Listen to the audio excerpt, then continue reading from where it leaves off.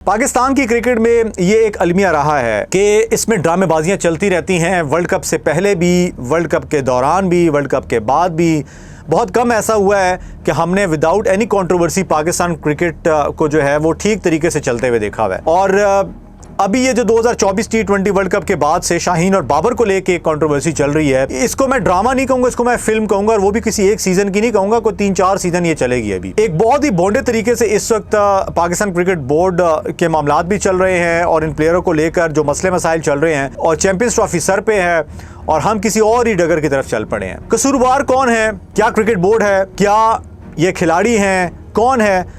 उसको भी dig out करते हैं। लेकिन साथ ही साथ ये भी मैं आपके साथ बात शेयर करता चलूं कि इन दो के अलावा भी कुछ और ऐसे रीजंस हैं जो शायद आप कह सकते हैं कि अगर वो ठीक होते तो शायद हमारी क्रिकेट भी बेहतर होती, और वो है हमारे फैंस भी क्रिकेट के और मीडिया भी। आइए बात करते हैं। सबसे पहले तो आपको पता है कि ये कहानी शुरू हुई थी 2023 के 50 ओवर के वर्ल्ड कप के बाद। बाबर आजम मुसलसल बड़े इवेंट्स में नाकाम कप्तानी कर रहे थे और ज़का अशरफ जो है क्रिकेट बोर्ड के चेयरमैन थे, उन्होंने एक फैसला किया कि बाबर आजम को तीनों फॉर्मेट की कप्तानी से हटाया जाएगा। लेकिन वो जिस तरीके से उन्होंने हटाया वो भी अपने आप में कंट्रोवर्सी बन गई। उनकी एक ऑडियो लीक हो जाती है, आप सबको पता है कि उसमें वो कहते हैं जी रिजवान को नहीं बनाना बल्कि शाहीन शाह अफरीदी को बनाना है। अब शाहीन को आपने कप्तान बना दिया।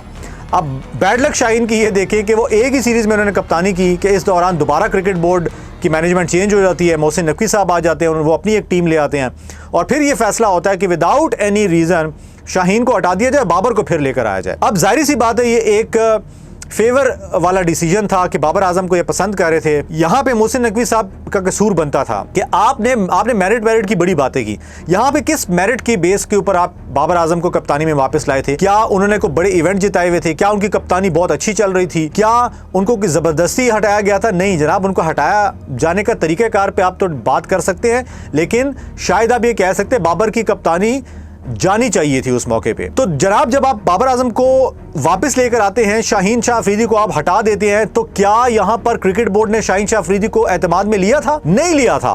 क्या बाबर आजम ने जब शाहीन शाह अफरीदी से कप्तानी गई उनको टेबल पे बिठा के उनसे कोई बात की कि यार ये डिसीजन हुआ है, क्या आपको कोई इशू तो नहीं होगा इस सारे मामले में? क्या आपने उनको एतमाद में लिया? नहीं लिया आपने। यहीं से सारा बिगाड़ पैदा होता है। शाहीन शाह अफरीदी वो बात दिल में ले जाते हैं और उसके बाद हमने देखा कि वर्ल्ड कप में उसका रिएक्शन और किसी पे उन्होंने उतार नहीं सकता था, और वो यही उनकी जो एरोगेंस नेचर है, और ये एरोगेंस भी उनमें किस की वजह से आया है? सवाल ही पैदा नहीं होता कि Shaheen Shah Afridi as a player अगर होते इस टीम के अंदर सिर्फ, और उनकी यही एक वजह होती कि वो एक अच्छे बॉलर हैं, और इसके बाद वो ये एरोगेंस दिखाते। सर उनके ससुर जो है शाहिद खान अफरीदी, ये सारा कुछ उनका किया धरा है, उनके सर पे जो है वो नाच रहे हैं और वो बड़े पावरफुल हैं, उनके सबके साथ सलाम दुआ अच्छी है। और यही एक रीज़न है कि शाहीन शाह अफरीदी जो है वो आज ना मोहम्मद यूसुफ को कोच की नज़र से देखते हैं, उनसे भी बदतमीजी करते हैं और भी उनके डिसिप्लिन के इशू रहते हैं। तो कसूर शाहीन शाह अफरीदी का यहाँ पर है। वो ठीक तरीके से वर्ल्ड कप गुजार जाते, उन्हें कोई शिकवा ना होता। बाद में बेशक वो कुछ भी कहते रहते, मीडिया पे कुछ कह देते, वैसे कोई बयान दे देते, तो लोग उनको सपोर्ट करते कि यार शाहीन ने ग्रेस दिखाई है और उसने बाबर को सपोर्ट कर लिया है। बाबर का तो कसूर था ही था। बाबर ने इंतहाई भोंडे तरीके से कप्तानी रिसीव की और ऐसा लगता है कि वो इंतजार कर रहे थे कि जैसे ही कोई मैनेजमेंट चेंज हो और उनको किसी तरीके से भी कप्तानी वापस मिल जाए। तो ये तो उनके दिल में एक लालच था। तो कसूर तो सबसे पहले बाबर आजम का, सबसे पहले तो बोर्ड का सॉरी आता है, उसके बाद बाबर आजम का आता है, फिर शाहीन की गलती। मैंने आपको बताई कि शाहीन को ये सारी चीजें वर्ल्ड कप में नहीं करनी चाहिए थी, लेकिन उन्होंने की। अब आते हैं कसूर एक और यहां पर फैक्टर के ऊपर, हमारा मीडिया कौन सा रोल प्ले कर रहा है। हमारा मीडिया में भी दो ग्रुप बन गए हैं, एक लाहौर का ग्रुप है, दूसरा कराची का ग्रुप है। लाहौर वाला ग्रुप जो है वो टोटली बाबर आजम की कप्तानी को सपोर्ट कर रहा है। वो बाबर कुछ भी गलत कर ले, अब क्या था वर्ल्ड कप के बाद सारा कसूर किसके ऊपर आ रहा था? बाबर आजम के ऊपर आ रहा था कि बाबर आजम की मर्जी की टीम सिलेक्ट हुई, बाबर आजम ने कप्तानी भी बड़े मजे मजे से ले ली, लेकिन रिजल्ट क्या निकला? ठीक है, अब क्या हुआ? डाइवर्ट करने के लिए सारी कुछ ये दूसरे एंगल से आके कराची वाले रिपोर्टर्स आ जाते हैं और वो शाहीन को सपोर्ट करने शुरू हो जाते हैं, और इधर जो बाबर पे सारा कसूर आ रहा होता है वो लाहौर वाले रिपोर्टर्स बाबर से हटा के डाइवर्ट कर देते हैं ताकि सारी गेम बाबर पे ना आए, और आप इस वक्त ड्रामा देख रहे हैं। और फिर आ जाता है एक और फैक्टर हमारे फैंस का। हमारे फैंस भी क्या कर रहे हैं? हमारे फैंस इस वक्त आप सोशल मीडिया उठाकर देख लें, अभी ये कहा जा रहा है कि जी शाहीन शाह अफरीदी को आधे लोग सपोर्ट करें, आधे लोग बाबर आजम को सपोर्ट करें। यहाँ पर भी डाइवर्ट हुए हैं सारे फैंस। कोई पाकिस्तान की क्रिकेट को नहीं सोच रहा कि यार इस क्रिकेट को हम तबाही के दलदल में अंदर धंसते चले जा रहे हैं और आगे चैंपियंस ट्रॉफी सर पे खड़ी हुई है, टीम सारी तितर बितर हुई हुई है। सोने पे सुहागा भी ये खबरें सामने आ रही हैं जी कि शाहीन शाह अफरीदी को बैन किया जा सकता है, उनको कोई पाबंदी लगा सकते हैं।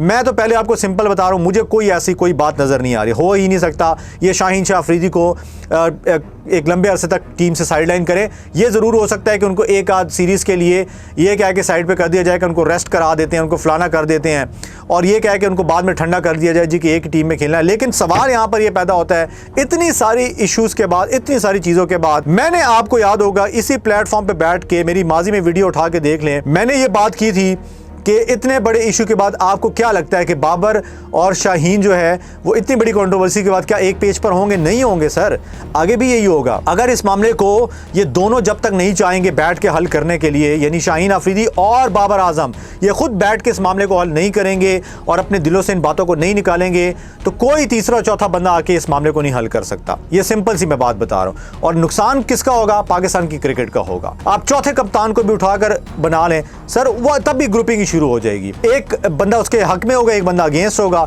उसने अपने साथ 2 प्लेयर मिलाए होंगे, दूसरे ने अपने साथ 2 प्लेयर मिलाए होंगे, तो ये मामला सारा ये प्लेयर खुद ही हल कर सकते हैं। रिक्वेस्ट हम एज ए फैन यही कर सकते हैं पाकिस्तान क्रिकेट बोर्ड के, खुदारा एक ही खेल रह गया है जिसने हमारे दिलों को कुछ ना कुछ एक सुकून दिया हुआ है। कभी अच्छी परफॉर्मेंस होती है तो खुशी मिल जाती है, उसको तबाही से बचा दें। इतना बड़ा इवेंट हम होस्ट करने जा रहे हैं, उससे पहले पहले इन सारे मामलात को रिजॉल्व करके, सॉर्ट आउट करके एक अच्छे डगर पे चलाएं। देखिए, हार जीत इज़ समथिंग एल्स, लेकिन जब ये बातें सामने आती हैं ना, फ़ैन के सामने आती हैं कि यार वर्ल्ड कप में ये हो रहा था, वर्ल्ड कप में ये ग्रुपिंग हुई थी, ये सारे मामलात चल रहे थे, तो फिर पारा और ज़्यादा चढ़ जाता है फ़ैन का।